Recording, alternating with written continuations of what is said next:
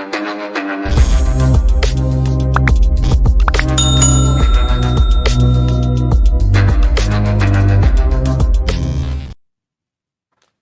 Everyone, आप सभी का केमिस्ट्री ट्रोप पे स्वागत है। आज जो हम लोग टॉपिक देखने जा रहे हैं वो है एरोमेटिसिटी। एरोमेटिसिटी जो चैप्टर है वो एक बहुत ही इंटरेस्टिंग चैप्टर है और साथ ही बहुत इजी भी है। ये आपको कंसेप्ट की कमी के कारण डिफ़िकल्ट लगता होगा, मगर ये उतना डिफ़िकल्ट है नहीं। और इसके एप्लीकेशंस आपको क्लास 11, क्लास 12 और जेई और नीट के एग्ज़ाम्स में भी देखने को मिल जाएगी। अगर आप बीएससी में हो या एमएससी में हो तो वहाँ पे भी आपको इसकी एप्लीकेशंस मिलेंगी। तो अगर बेसिक्स क्लियर हो तो बहुत ही आसानी से आप किसी भी कंपाउंड को बता सकते हो वो एरोमेटिक है या नहीं है। तो चलिए वीडियो में आगे बढ़ते हैं और आज एरोमेटिसिटी को क्लियर ही कर लेते हैं। सबसे पहली बात जो है वो है एरोमेटिसिटी की डेफिनेशन। एरोमेटिसिटी है क्या? एरोमेटिसिटी एक प्रॉपर्टी है जिसमें कि कोई भी कॉन्जुगेटेड सिस्टम हो, जो कि साइक्लो या एल्कीन्स बोल सकते हो आप, तो उसमें क्या है कि एक स्टेबलाइजेशन बहुत ज़्यादा ही देखने को मिलता है हमें। और वो किस लिए होता है? वो एरोमेटिसिटी के कारण ही होता है। एरोमेटिसिटी आखिर आती कहाँ से है? तो वो जो पाई बॉन्डिंग इलेक्ट्रॉन्स आपको देखने को मिलेंगे ना, जो साइक्लो एल्कीन्स में, उनमें क्या होता है, पाई इलेक्ट्रॉन्स जो होते हैं वो डीलोकलाइज होते हैं। यानी कि एक एटम से दूसरे एटम, दूसरे से तीसरे, इस तरीके से वो क्या करते हैं, with in the ring delocalise होते हैं। और इस डीलोकलाइजेशन के कारण उनके अंदर बहुत ज़्यादा स्टेबिलिटी आती है और इस स्टेबिलिटी के कारण ही हमें एरोमेटिसिटी जैसे कंसेप्ट के बारे में पता चला। पाई बॉन्डिंग इलेक्ट्रॉन्स के डीलोकलाइजेशन के कारण होने वाली एक फेनोमेना है जिसके कारण किसी भी कंपाउंड की स्टेबिलिटी बढ़ जाती है। इसी को हम लोग क्या कहते हैं, एरोमेटिसिटी कहते हैं। अब एक एग्जांपल से आप समझ लीजिए। आप देख सकते हो ये एक साइक्लोहेक्सीन है, ठीक है। इसमें क्या कर रहे हैं, हम 1 मोल हाइड्रोजन को ऐड कर रहे हैं। तो जो एडिशन में हमें एनर्जी लग रही है वो हमारा 119.66 किलो जूल पर मोल है। सिमिलरली अगर आप एक ऐसे सिस्टम की कल्पना करो और इसमें 3 बॉन्ड्स हो तो हमें 3 मोल्स ऑफ हाइड्रोजन मॉलिक्यूल्स की ज़रूरत पड़ेगी। तब जाके हमें क्या मिलेगा, एक साइक्लोहेक्सेन मिलेगा, है ना। यहाँ पर जो हमारी एनर्जी होनी चाहिए वो जस्ट इसकी 3 टाइम्स होनी चाहिए, 358.98 किलो जूल पर मोल। यानी कि इस वाले सिस्टम में जब हम 3 मोल्स ऑफ हाइड्रोजन एटम्स को ऐड करेंगे तो हमें क्या मिलेगा, इतना एनर्जी हमें देना पड़ेगा बॉन्ड को तोड़ने के लिए। बट ऐसा होता नहीं है। ये जो कंपाउंड है ना, इसे बहुत ही अच्छे तरीके से रिकॉग्नाइज किया गया है। एक बहुत ही ये रिनाउंड कंपाउंड है जिसे हम बेंजीन कहते हैं। और ये जो है, जब इसमें 3 मोल्स ऑफ हाइड्रोजन मॉलिक्यूल को हम लोग ऐड करते हैं, हमें एक साइक्लोहेक्सेन मिलता है। बट हमें जो एनर्जी प्रोवाइड करनी होती है वो होती है -208.36 किलो जूल पर मोल। यानी कि हमारा ये जो मॉलिक्यूल है इसमें हमें 150.62 किलो जूल पर मोल एनर्जी की बचत हो रही है। यानी इतनी हमें सप्लाई करने की ज़रूरत नहीं पड़ रही है। तो क्यों ऐसा हो रहा है? तो ये वही पाई बॉन्ड के डीलोकलाइज होने के कारण या फिर पाई इलेक्ट्रॉन्स के डीलोकलाइज होने के कारण, इसी के कारण एक्स्ट्रा स्टेबिलिटी आ रही है और हमारा जो है कम एनर्जी लग रहा है, रिक्वायर्ड एनर्जी जो है वो कम है। अब एरोमेटिसिटी की डेफिनेशन हो गई। अब एरोमेटिसिटी में हमें क्या रिक्वायर्ड है, मतलब कि कैसे हम जान सकते हैं कि कोई भी कंपाउंड एरोमेटिक है या नहीं।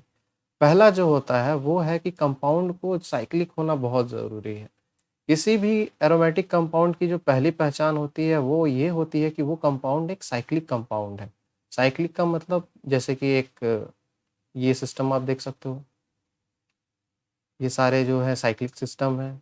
3 कार्बन के सिस्टम, 4 कार्बन के सिस्टम, 5 कार्बन के सिस्टम और ये 6 कार्बन के सिस्टम, ये सारे साइक्लिक हैं। क्लोज्ड कंपाउंड है, closed ring compound. Okay, next जो आती है हमारी बात वो है कि हमें हर एक कार्बन एटम, इसके अंदर एरोमेटिसिटी के लिए sp2 हाइब्रिडाइज्ड चाहिए, ठीक है।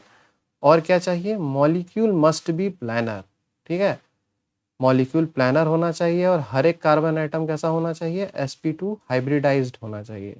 sp2 हाइब्रिडाइज्ड का मतलब आपके पास कार्बन के 3 बॉन्ड्स जो होंगे वो सिग्मा होंगे, यानी 3 बॉन्ड डायरेक्टली वो बना रहा होगा। और एक अनहाइब्रिडाइज्ड p ऑर्बिटल जो है उसके अंदर एक इलेक्ट्रॉन होगा जो कि पाई बॉन्ड में हेल्प कर रहा होगा। वैसा कार्बन जो होता है वो कैसा होता है, sp2 हाइब्रिडाइज्ड होता है। नेक्स्ट जो है वो है हमारा हकल्स रूल। ये बहुत ही इंपॉर्टेंट रूल है। इसमें क्या है कि हमारे पास जो पाई इलेक्ट्रॉन्स है ना वो 4n+2 पाई होना चाहिए।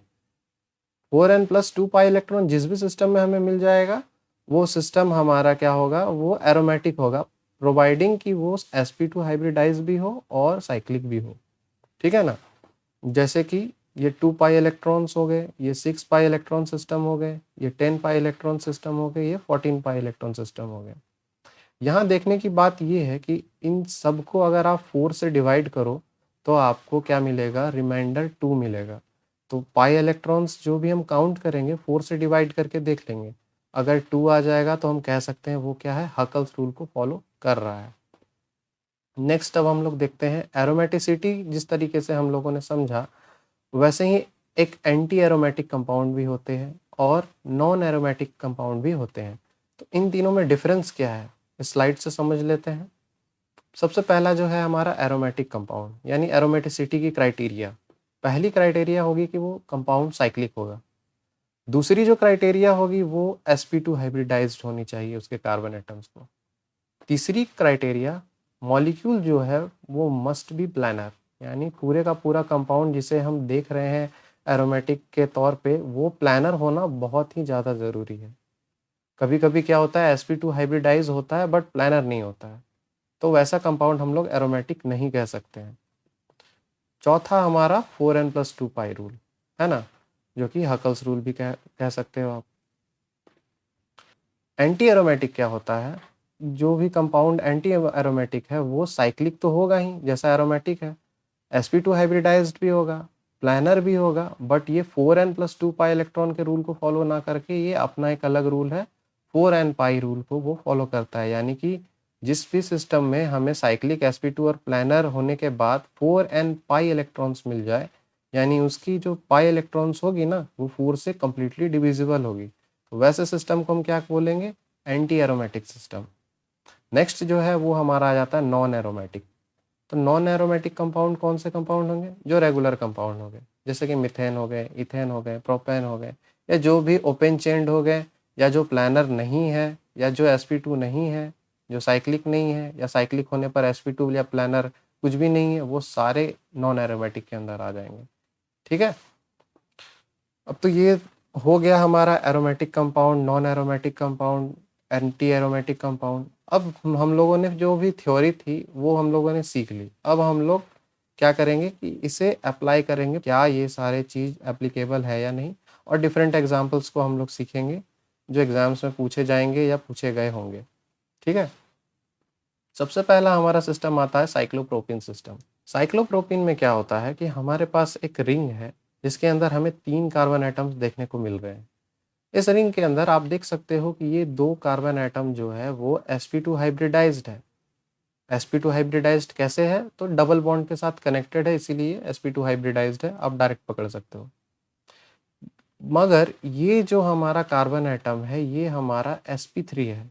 ठीक है। 2 सिग्मा बॉन्ड्स ये कार्बन के साथ बना रहा है और 2 और सिग्मा बॉन्ड्स जो है वो हाइड्रोजन के साथ ये बना रहा है, जिसे यहाँ पे डिनोट नहीं किया गया है। ठीक है।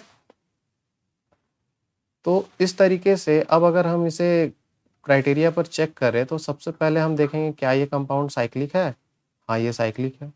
दूसरा जो हमारा क्राइटेरिया है, क्या ये sp2 है, तो हम क्या देख रहे हैं कि 2 कार्बन एटम जो है वो sp2 तो है मगर थर्ड वाला जो है वो हमारा sp3 है, तो हमारा क्राइटेरिया तो यहीं फेल हो गया। अब आगे हम इसे ना भी चेक करें चलेगा हमारा, क्योंकि वो सेकंड क्राइटेरिया को ही फेल कर रहा है, तो हम डायरेक्ट कह सकते हैं ये कंपाउंड कैसा है, तो ये एक नॉन एरोमेटिक कंपाउंड है।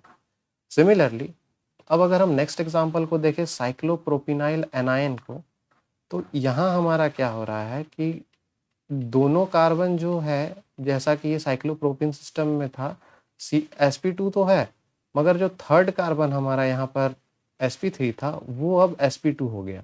कैसे हो गया, तो हमारे पास क्या हो गया कि एक जो हाइड्रोजन के साथ ये बॉन्ड बना के रखा है यहाँ पर वो है ही, और क्या है, एक और जो बॉन्ड था उसका, वो बॉन्ड टूट चुका है। हाइड्रोजन अपना जो इलेक्ट्रॉन है वो इस कार्बन एटम पर देकर वो कहीं और चला गया है, जिसके कारण ये कार्बन एटम जो है अब एनायनिक फॉर्म में है, जिसे हम लोग कार्बन आयन भी बोल सकते हैं। यहाँ पर अब क्या हो गया, ये sp2 हाइब्रिडाइज्ड हो गया इस कारण से, ठीक है, क्योंकि 3 ही सिग्मा बॉन्ड्स है, sp2 हो गया। अब हम लोग इसके क्राइटेरिया को फॉलो करेंगे तो देखते हैं क्या ये कंपाउंड साइक्लिक है, बिल्कुल है। क्या ये sp2 है, बिल्कुल है। अब यहाँ पर sp2 हाइब्रिडाइज हो गया हमारा। क्या ये प्लानर है, बिल्कुल ये कंपाउंड प्लानर है, छोटा मॉलिक्यूल है, सारे कार्बन एटम sp2 है, तो ये प्लानर हो गया। फिर हम क्या देखेंगे, क्या ये 4n+2 रूल को फॉलो कर रहा है या 4n रूल को। तो हमने पाया कि ये 4n रूल को फॉलो कर रहा है। कैसे, तो ये वाले पाई बॉन्ड के अंदर हमें 2 पाई इलेक्ट्रॉन मिल जा रहे हैं, और ये जो माइनस है, माइनस के कारण यहाँ पर भी हमारे पास कितने इलेक्ट्रॉन है, 2 इलेक्ट्रॉन्स हैं जो रिंग के अंदर ही हैं और डीलोकेलाइज्ड है। इसीलिए ये क्या हो गया, हमारा सिस्टम एंटी एरोमेटिक हो गया। सिमिलरली हमारा जो अगला सिस्टम है साइक्लोप्रोपिनाइल कैटायन, यहाँ पर भी आप देख सकते हैं कि हमारा जो कार्बन एटम था थर्ड वाला, और इसके साथ जो हमारा हाइड्रोजन एटम था, अब क्या हो रहा है, वो इस तरीके से डिटैच हुआ है। आप हाइड्रोजन की जगह कोई भी आप हेटेरो एटम को इमेजिन कर सकते हो, जो कि इस तरीके से डिटैच हुआ कि इसके इलेक्ट्रॉन्स को लेके चला गया। यानी कार्बन के पास अब सिर्फ यहाँ पर 3 सिग्मा बॉन्ड है और कोई भी इलेक्ट्रॉन नहीं है यहाँ पे। यानी होल टोटल इसके पास कितने पाई इलेक्ट्रॉन्स हैं, तो इस पाई बॉन्ड के अंदर जितने हैं बस वही पाई इलेक्ट्रॉन्स इसमें अवेलेबल है, यानी कि 2 पाई इलेक्ट्रॉन्स है। ओके, अब हम लोग इसको चेक करते हैं तो क्या पाते हैं कि ये कंपाउंड साइक्लिक है, सारे कार्बन एटम sp2 है, कंपाउंड प्लानर भी है, और क्या है, अब ये 4n+2 पाई इलेक्ट्रॉन वाले रूल को फॉलो करने लगा। मतलब ये हकल्स रूल को फॉलो कर रहा है, क्योंकि इसमें हमें 2 पाई इलेक्ट्रॉन्स दिख रहे हैं। यानी n के जगह अगर हम 0 बैठाएं तो क्या होगा, हमारे पास 2 पाई इलेक्ट्रॉन्स हो जाएंगे। अब हम इस कंपाउंड के बारे में क्या कह सकते हैं, ये किस तरीके का कंपाउंड है, तो अब ये हमारा एरोमेटिक हो गया। यानी अब हम कह सकते हैं कि ये जो कंपाउंड हमारा है वो कैसा है, वो एक एरोमेटिक कंपाउंड है। हमारा नेक्स्ट एग्जांपल जो है वो है साइक्लोब्यूटाडाइन। साइक्लोब्यूटाडाइन के अंदर आप क्या देख सकते हो कि साइक्लोब्यूटाडाइन के अंदर आप देख सकते हो कि ये कंपाउंड साइक्लिक है, और क्या है, सारे के सारे कार्बन एटम क्या है, sp2 हाइब्रिडाइज्ड है, और कंपाउंड क्या है, प्लानर है। इसके अंदर जो इलेक्ट्रॉन्स हैं वो कितने हैं, हमारे पास यहाँ 2 पाई बॉन्ड देखने को मिल रहे हैं। इसका मतलब हमारे पास कुल मिलाकर 2 इंटू 2 4 पाई इलेक्ट्रॉन्स होंगे, यानी कि ये 4n पाई रूल को फॉलो करेगा, और इसीलिए 4n पाई को फॉलो करने वाले को हम क्या कहते थे, एंटी एरोमेटिक। तो ये कंपाउंड हमारा एंटी एरोमेटिक हो जाएगा। नेक्स्ट हमारा एग्जाम्पल है साइक्लोऑक्टाटेट्राइन, यानी कि हमारे पास 8 कार्बन की चेन है, साइक्लिक चेन है, यानी कि साइक्लिक कंपाउंड है, और इसमें 4 आपको डबल बॉन्ड देखने को मिल रहे हैं। यानी कुल मिला के कितने पाई इलेक्ट्रॉन्स हो गए, तो 4 2 जा 8, ठीक है। तो साइक्लिक कंपाउंड है ये, और सारे के सारे कार्बन एटम sp2 है, और क्या है, ये एक नॉन प्लानर है। कैसे नॉन प्लानर है, तो ये देखिए, जैसे रिंग बड़ा हो जाता है ना, तो अब जो रिंग है उसे ट्विस्ट करना पॉसिबल हो जाता है। हम अक्सर देखते हैं छोटी चीज़ों को मोड़ना मुश्किल है, मगर जो चीज़ें थोड़ी सी बड़ी होती है उन्हें मोड़ना आसान हो जाता है। वैसे ही साइक्लोऑक्टाटेट्राइन जो है वो एक बड़ा रिंग है, तो इसमें ट्विस्टिंग पॉसिबल है, इसीलिए ट्विस्ट होने के कारण अब ये प्लानरिटी को लॉस कर दे रहा है। और जैसे ही ये अब प्लानर नहीं रहा तो अब हम इसे एरोमेटिक या एंटी एरोमेटिक नहीं कह सकते हैं। भले ही ये 4n रूल को फॉलो करे या 4n+2 रूल को फॉलो करे, ये अब हमारा एक नॉन एरोमेटिक कंपाउंड हो गया। तो याद रखिएगा, जब भी कोई भी हमारा कंपाउंड नॉन प्लानर हो जाए तो वो फिर हमारा नॉन एरोमेटिक हो जाएगा, ठीक है। यहाँ एक छोटी सी ट्रिक देता हूँ कि जब भी आपको कोई भी सिस्टम 6 रिंग्स तक की दिखे, 6 या 7 रिंग की, तो जनरली आप समझो कि 6 रिंग की जो सिस्टम है ना, वो सारे आपको प्लानर मिल जाएंगे। अगर 6 रिंग वाले बहुत सारे सिस्टम्स आपस में जुड़े हुए भी मिल जाएं तो वो भी आपको प्लानर मिल जाएंगे। लेकिन जैसे ही 7 रिंग या उससे बड़ी होने लग जाती है सिस्टम, तो हमें क्या मिलता है कि वो प्लानरिटी को लॉस करना शुरू कर देते हैं। 7 रिंग वाले जो भी सिस्टम है उनमें कुछ आपको प्लानरिटी वाले मिलेंगे, कुछ नॉन प्लानर मिलेंगे, ठीक है। तो इसीलिए 6 वाले तक आप निश्चिंत रहो, वहाँ तक आपको प्लैनरिटी मिल जाएगी। लेकिन 6 के बाद आपको जो भी मिले तो वहाँ पर आपको थोड़ा-सा सावधान रहना है, ठीक है? समझना है कंपाउंड को, एग्ज़ाम्पल्स देखना है। नेक्स्ट हम देखते हैं साइक्लोपेंटीन की। साइक्लोपेंटीन देखिए बिल्कुल साइक्लोप्रोपीन की तरह आप देख सकते हो कि ये कार्बन एटम जो है वो क्या है, sp3 हाइब्रिडाइज़ है। और क्या है, अब हम इसे जो हम लोगों ने सीखा है उस क्राइटेरिया पे इसे चेक करके देखेंगे। ये क्या है, हमारा एक साइक्लिक सिस्टम है। दूसरा जो क्राइटेरिया है, क्या ये sp2 है, तो देखिए sp3 है, एक कार्बन एटम, तो अब ये sp2 तो रहा नहीं, आगे चेक करने का कोई मतलब है नहीं, डायरेक्ट आप लिख दो इसे non aromatic compound. Next example देखो साइक्लोपेंटाडाइनाइल कैटायन को। साइक्लोपेंटाडाइनाइल कैटायन ही कंपाउंड है, इसमें हम क्या कर रहे हैं, कैटायन जनरेट कर रहे हैं यहाँ पे। कैटायन जनरेट करने का मतलब आप समझ रहे होगे कि एक बॉन्ड को वो लॉस कर चुका है और वो बॉन्ड भी जो है वो उसके इलेक्ट्रॉन्स भी लॉस कर चुका है। अब यहाँ पर हमारा जो कार्बन एटम था वो क्या हो गया, इसके पास 2 सिग्मा बॉन्ड आपको नज़र आ रहे हैं और तीसरा जो सिग्मा बॉन्ड है वो एक हाइड्रोजन के साथ होगा।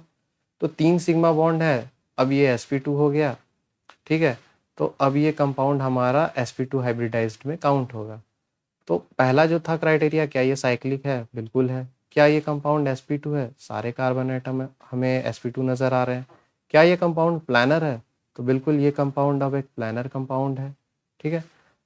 और इसमें कितने आपको पाई इलेक्ट्रॉन्स देखने को मिल रहे हैं, तो आप देखिए 2 पाई बॉन्ड्स हैं। 2 पाई बॉन्ड मतलब 4 पाई इलेक्ट्रॉन, और ये 4 पाई इलेक्ट्रॉन मतलब 4 से डिवाइड तो हो जा रहे हैं, तो ये एंटी एरोमेटिक हो जाएगा हमारा। नेक्स्ट आप देखिए साइक्लोपेंटाडाइनाइल एनायन। डायरेक्ट आप यहाँ पे देखिए बाकी सारी चीज़ें तो बिल्कुल सेम ही रहेगी, बट यहाँ पर क्या हो रहा है, हमारा एक माइनस चार्ज होने के कारण अब हमारे पास एक्स्ट्रा पेयर ऑफ इलेक्ट्रॉन्स हैं।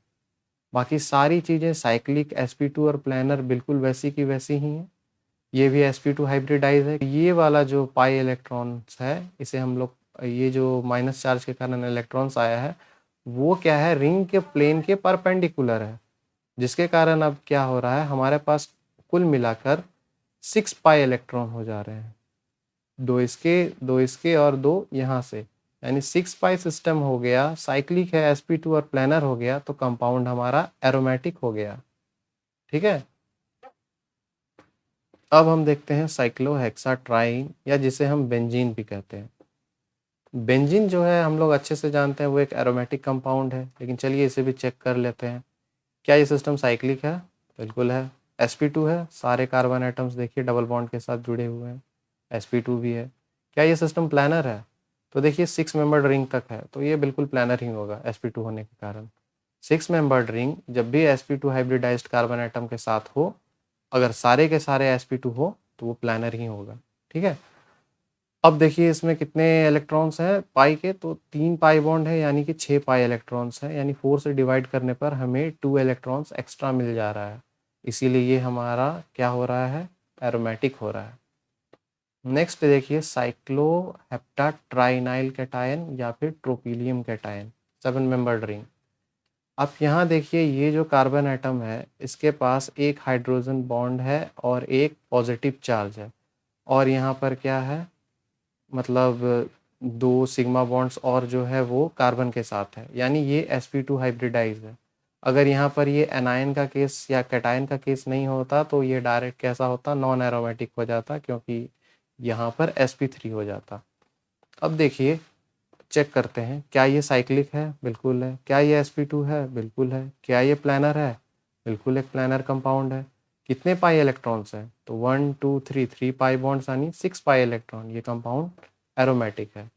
नेक्स्ट देखिए साइक्लोहेप्टाट्राइनाइल एनायंस के केस में, यहाँ आप देखिए ये कंपाउंड साइक्लिक बिल्कुल नज़र आ रहा होगा, बट अब ये sp2 नहीं है। आप सोच रहे होंगे कि यहाँ पर तो माइनस आयन है, पिछले वाले केस के जैसा माइनस आयन्स तो आने पर sp2 हो जाना चाहिए। बट यहाँ क्या होता है ना, कि जो ये कार्बन एटम जो है वो प्लानर ना होके थोड़ा-सा मुड़ जाता है। ये दोनों बॉन्ड को मिलाकर ये थोड़ा ऊपर उठ जाएगा, हाइड्रोजन ऊपर आ जाएगा, और ये दोनों जो इलेक्ट्रॉन है एक ऑर्बिटल को ऑक्यूपाई कर लेते हैं और इसको पूरा का पूरा sp3 का शेप दे देते हैं। जिसके कारण अब ये हमारा कंपाउंड जो है वो हमारा एरोमेटिक नहीं रहा। कभी-कभी आपको किसी-किसी एग्ज़ाम्पल्स में देखने को मिल जाएगा कि इसे एनायन को भी जो है एंटी एरोमेटिक कह दे रहा है, क्योंकि इसमें 8 पाई सिस्टम के तौर पे काउंट कर ले रहा है इसे। बट ये 8 पाई सिस्टम के तौर पर काउंट नहीं होगा, ये एक नॉन प्लानर होगा, ठीक है?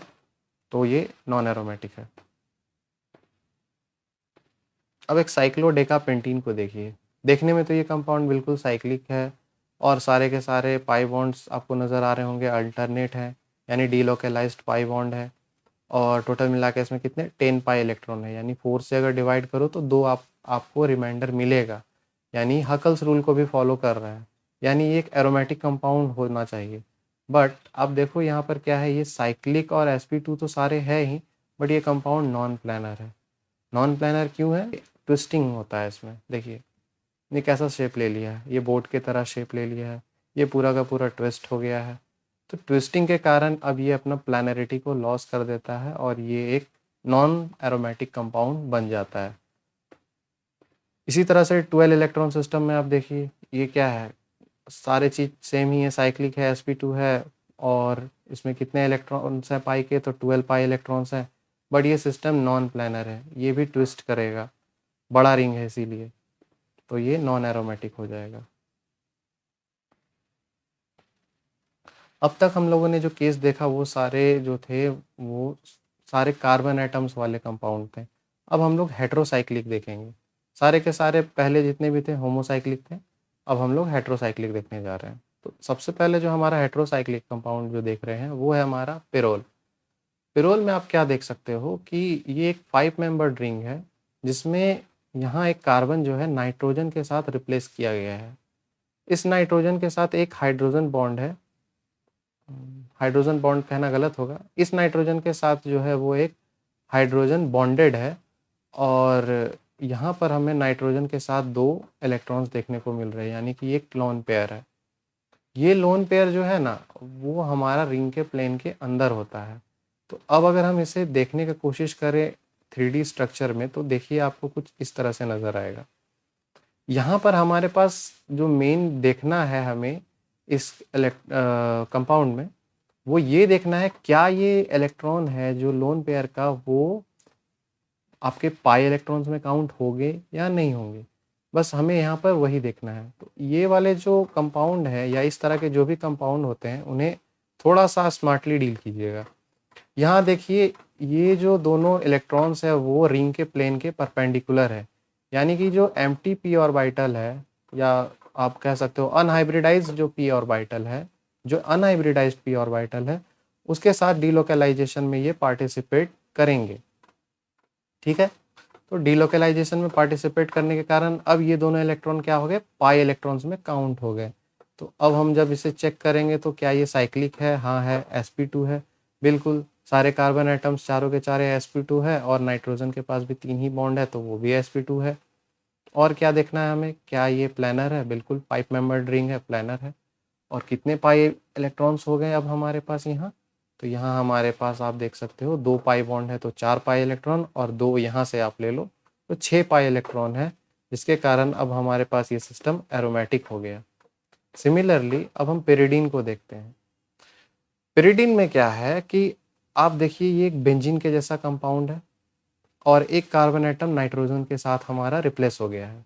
यहाँ नाइट्रोजन 3 बॉन्ड ऑलरेडी बना चुका है और हमें एक लोन पेयर भी देखने को मिल रहा है। 3 सिग्मा बॉन्ड्स बनाने के कारण अब ये जो नाइट्रोजन है वो और फर्दर कोई बॉन्ड नहीं कर सकता है और हमारे पास यहाँ पर इस रिंग के अंदर कितने पाई बॉन्ड्स दिख रहे हैं, 3 पाई बॉन्ड्स दिख रहे हैं, यानी कि 6 पाई इलेक्ट्रॉन्स। यहाँ हमें डिसाइड करना है कि क्या ये जो नाइट्रोजन का लोन पेयर है वो भी पाई में काउंट होगा या नहीं काउंट होगा। तो हम क्या देखते हैं कि नाइट्रोजन का जो पाई बॉन्डिंग इलेक्ट्रॉन्स है या पाई बॉन्डिंग ऑर्बिटल है वो ऑलरेडी कॉन्जुगेटेड सिस्टम के साथ में अटैच्ड है। आप देख सकते हो इसके साथ जो पैरेलल होगा वो ऑलरेडी कॉन्जुगेटेड है। यहाँ पे जो पी ऑर्बिटल आपको देखने को मिल रहे होंगे परपेंडिकुलर इस प्लेन के, वो तो ऑलरेडी ही ओवरलैप कर रहा है अपने बगल वाले कार्बन के पी ऑर्बिटल के साथ में। तो सवाल ही नहीं उठता है कि एक और ऑर्बिटल इसके पैरेलल में यहाँ हो। वो ऑर्बिटल क्या होगा, बाहर ही होगा और या तो वो रिंग के अंदर भी हो सकता है। लेकिन रिंग के अंदर नहीं रह सकता क्योंकि रिंग ऑलरेडी बहुत सारे इलेक्ट्रॉन से भरा हुआ है, यानी इलेक्ट्रॉन क्लाउड बहुत डेंस है। इसीलिए ये लोन पेयर क्या करता है, बाहर रहना प्रेफर करता है, और बाहर रहने के कारण अब ये पार्टिसिपेट नहीं करता है डीलोकलाइजेशन में। इसीलिए ये जो लोन पेयर है इसे हम पाई में काउंट नहीं करेंगे। पाई में सिर्फ ये तीनों काउंट होगा और हमारे पास सिर्फ और सिर्फ यहाँ 6 पाई इलेक्ट्रॉन है। ठीक है, तो 6 पाई इलेक्ट्रॉन होने के कारण और कंपाउंड साइक्लिक sp2 और प्लानर होने के कारण एरोमेटिक हो जाएगा। ठीक है, उसी तरीके से आप देख सकते हो इमिडाजोल। इमिडाजोल में आप देखो कि ये जो नाइट्रोजन एटम है इसकी एक जो पी ऑर्बिटल परपेंडिकुलर थी वो अपने बगल वाले कार्बन के परपेंडिकुलर पी ऑर्बिटल के साथ ओवरलैप कर रही है। तो ये वाला जो हमारा लोन पेयर है वो कभी भी पाई में काउंट नहीं होगा। यहाँ पर आप देखो नाइट्रोजन के साथ में जो ये पाई इलेक्ट्रॉन है ये बिल्कुल पिरोल की तरह क्या होगा, परपेंडिकुलर पी ऑर्बिटल में होगा और ओवरलैप में पार्टिसिपेट करेगा। तो ये पाई इलेक्ट्रॉन्स के अंदर काउंट होगा, यानी टोटल मिला के हमारे पास कितने हो गए, 6 पाई इलेक्ट्रॉन हो गए और इमिडाजोल भी हमारा क्या हो गया, एरोमेटिक हो गया। फिर हमारा आ जाता है पिरिमिडीन। पिरिमिडीन में भी फिर वही इमिडाजोल वाला ही केस है। आप देख के बता सकते हो कि ये जो भी पाई इलेक्ट्रॉन्स के केस में ये काउंट नहीं होगा। सिमिलरली ये भी जो है लोन पेयर वो पाई इलेक्ट्रॉन के केस में काउंट नहीं होगा क्योंकि ऑलरेडी डबल बॉन्ड से जुड़ा हुआ है। डबल बॉन्ड से जुड़ा हुआ है मतलब एक पी ऑर्बिटल परपेंडिकुलर यहाँ अवेलेबल है। ठीक है, तो इस हिसाब से अब हमारे पास यहाँ पर कितने पाई बॉन्ड्स हैं, तो 1 2 3 पाई बॉन्ड्स हैं और इसी के पाई इलेक्ट्रॉन्स यानी 6 पाई इलेक्ट्रॉन है। कंपाउंड हमारा कैसा है, एरोमेटिक है। अब आप फ्यूरान को देखिए। फ्यूरान में क्या है कि बिल्कुल ही जो हम लोगों ने अभी पिरोल का केस देखा वैसा ही इसमें भी आप देख सकते हो कि इसमें 2 लोन पेयर्स है। तो एक जो लोन पेयर होगा वो तो परपेंडिकुलर होगा, ठीक है, रिंग के प्लेन के परपेंडिकुलर होगा और बाकी परपेंडिकुलर पी ऑर्बिटल के साथ ओवरलैप करता रहेगा। यानी कि ये वाले जो आपको इलेक्ट्रॉन दिख रहे हैं वो पाई में काउंट होंगे, लेकिन ये जो इलेक्ट्रॉन पेयर है वो हमारा पाई में काउंट नहीं होगा, वो कहाँ होगा, रिंग के प्लेन के बाहर होगा। तो कुल मिलाकर हमारे पास कितने पाई इलेक्ट्रॉन्स हो गए, तो 6 पाई इलेक्ट्रॉन्स हो गए और सारे के सारे क्या है, हमारे sp2 हाइब्रिडाइज्ड है। ये भी हमारा जो सिस्टम है, ये वाला जो हमारा ऑक्सीजन है वो भी हमारा क्या हो जाता है, sp2 हाइब्रिडाइज हो जाता है। ठीक है, और देखिए थायोफिन में भी वही केस है, जो ऑक्सीजन का है वही केस थायोफिन का भी है। थायोफिन में भी आपको 2 इलेक्ट्रॉन्स आपको देखने को मिल रहे हैं यहाँ पर, जो कि ओवरलैप कर रहे हैं बाकी के पाई बॉन्डिंग इलेक्ट्रॉन्स के साथ में, और जो 2 इलेक्ट्रॉन बाहर की ओर है वो क्या हो रहे हैं, वो sp2 हाइब्रिड ऑर्बिटल के अंदर स्टे कर रहे हैं, वो किसी भी तरह का ओवरलैपिंग में पार्टिसिपेट नहीं कर रहे हैं। इसलिए ये भी क्या हो गया, एस भी हमारा यानी यहाँ सल्फर जो है वो एक sp2 हाइब्रिडाइज्ड है और कंपाउंड हमारा प्लानर है, साइक्लिक है, 6 पाई इलेक्ट्रॉन होने के कारण एरोमेटिक कंपाउंड है। इसमें 6 पाई इलेक्ट्रॉन है, बिल्कुल फ्यूरान की तरह। अब देखते हैं double bond outside the ring is not counted in हक्कल rule. कभी कभी आप लोग को इस तरीके कंपाउंड दिख जाएंगे, तो यहाँ पर हमें देखना है या हमें यहाँ पे जो ध्यान रखना है वो ये कि हम जो पाई बॉन्ड है वो हमेशा रिंग के अंदर के चेक करते हैं। तो अगर रिंग के साथ वाले कार्बन एटम के पाई बॉन्ड अगर बाहर हो तो क्या उसे भी पाई बॉन्ड में या पाई इलेक्ट्रॉन में काउंट करेंगे, तो बिल्कुल भी नहीं करेंगे। ठीक है, ये तीनों के तीनों हमारे पाई बॉन्डिंग इलेक्ट्रॉन्स में नहीं आएंगे। हमें जो देखना होगा इन्हीं तीनों में देखना होगा, यानी ये 3 कार्बन एटम है, ये रिंग के अंदर के ही सारे जो भी देखने हैं हमें बस, और बाकी कुछ नहीं देखना है। तो रिंग के अंदर हमें यहाँ कितने दिख रहे हैं, 2 पाई इलेक्ट्रॉन्स दिख रहे हैं। ठीक है, एक पाई बॉन्ड है और 2 पाई इलेक्ट्रॉन देखने को मिल रहे हैं।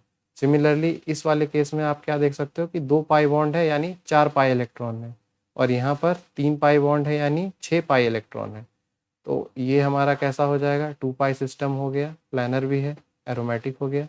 दूसरा आप देखो साइक्लिक sp2 प्लानर और 4n पाई सिस्टम यानी एंटी एरोमेटिक हो गया। तीसरा देखो साइक्लिक sp2 प्लानर तीनों है और क्या है, ये एक 6 पाई सिस्टम है, तो ये कंपाउंड कैसा हो गया, एरोमेटिक हो गया। ठीक है, अब हम लोग देखते हैं फ्यूज्ड रिंग कंपाउंड के बारे में।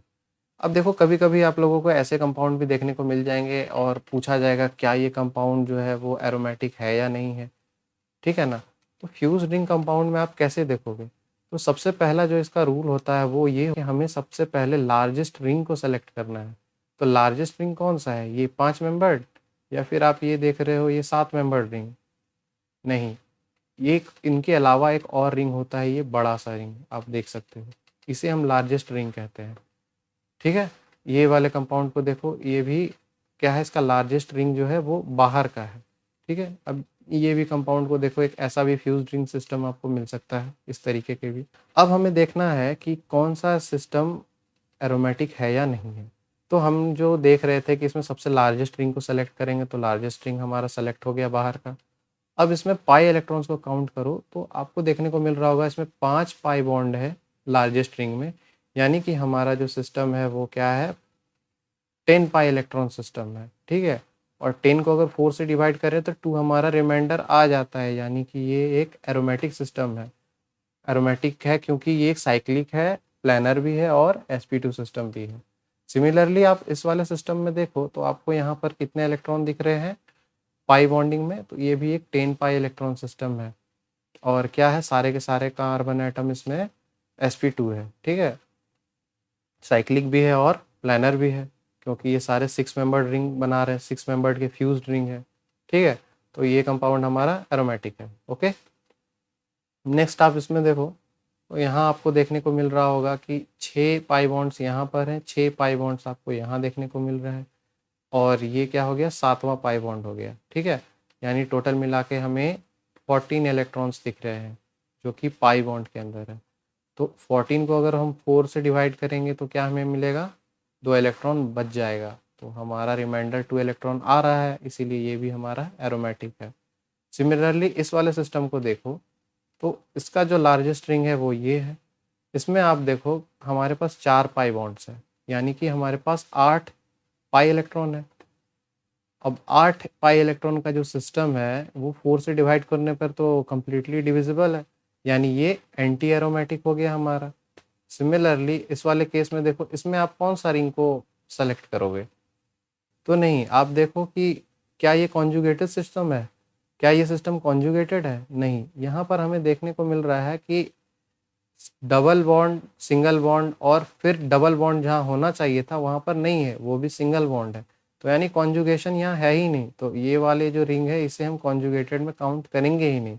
इसमें लार्जेस्ट रिंग जब सेलेक्ट करेंगे तो हम इसे सेलेक्ट करेंगे और पाई इलेक्ट्रॉन के काउंटिंग में भी बस इसी के अंडर के जो भी इस रेड रिंग के साथ में जो अटैच हो रहे हैं उन्हीं को हम लेंगे, यानी उनके पैरेलल में जो कार्बन एटम है उन्हीं को काउंट करेंगे पाई इलेक्ट्रॉन के लिए, ठीक है? तो यहाँ हमें 3 पाई बॉन्ड देखने को मिल रहे हैं और यानी कि 6 पाई इलेक्ट्रॉन है, तो ये एक 6 पाई सिस्टम है और एरोमेटिक भी है। अब ये वाला रिंग देखो, इससे आपको बहुत कुछ क्लियर हो जाएगा। तो सबसे पहले हमें जो देखना है वो लार्जेस्ट रिंग देखना है, तो इसमें लार्जेस्ट रिंग कौन सा होगा? ये हमारा लार्जेस्ट रिंग हो गया, सबसे बड़ा रिंग। अब हमें जो देखना है कि लार्जेस्ट रिंग के पैरेलल में जितने भी कार्बन एटम्स हैं उसके पाई इलेक्ट्रॉन्स को ही हमें काउंट करना है। तो यहाँ पर आप देख सकते हो कि 1 पाई बॉन्ड, 2 पाई बॉन्ड है ना? पाई बॉन्ड्स को काउंट कर लो, 1 2 3 4 5 6 7 8 है ना? और यहाँ पर आप देखो तो ये कार्बन एटम जो है वो रिंग के पैरेलल में है, लार्जेस्ट रिंग के, और ये भी रिंग के पैरेलल में है, इसीलिए इसे भी हम एक काउंटिंग में ले लेते हैं। तो कुल मिलाकर हमारे पास यहाँ पर 9 पाई बॉन्ड्स को जो है हम काउंट में ले रहे हैं। बट ये वाला पाई बॉन्ड जो है उसे हम काउंट नहीं कर रहे हैं क्योंकि ये रिंग के जो भी पैरेलल कार्बन एटम है उसमें वो नहीं आता है, ये रिंग के बीच में आ रहा है, तो इसे हम काउंटिंग में नहीं लेंगे। उस हिसाब से हमारे पास ये सिस्टम जो हो गया वो 9 पाई बॉन्ड का हो गया, यानी 18 पाई इलेक्ट्रॉन का सिस्टम हो गया, और ये 4 से डिवाइड करने पर हमें क्या मिलता है, 2 इलेक्ट्रॉन मिल जाता है। ये 4n+2 पाई रूल को फॉलो कर रहा है, यानी हकल्स रूल को फॉलो कर रहा है, इसीलिए ये जो सिस्टम हो गया एरोमेटिक हो गया, ठीक है? इसमें ध्यान दीजिएगा कि देखिए इस पाई बॉन्ड को हम लोगों ने नहीं लिया है। क्यों नहीं लिया है? क्योंकि ये लार्जेस्ट रिंग के पैरेलल में नहीं आ रहा है, ठीक है? ऐसे ही हमें देखना होता है अगर कोई भी बड़ा रिंग हमें मिल जाए तो। तो आज के लिए बस इतना ही। वीडियो अगर पसंद आया होगा तो लाइक, कमेंट और सब्सक्राइब कीजिए, और जो भी आपके फ्रेंड्स हैं उन लोगों को भी बताइए। Thank you.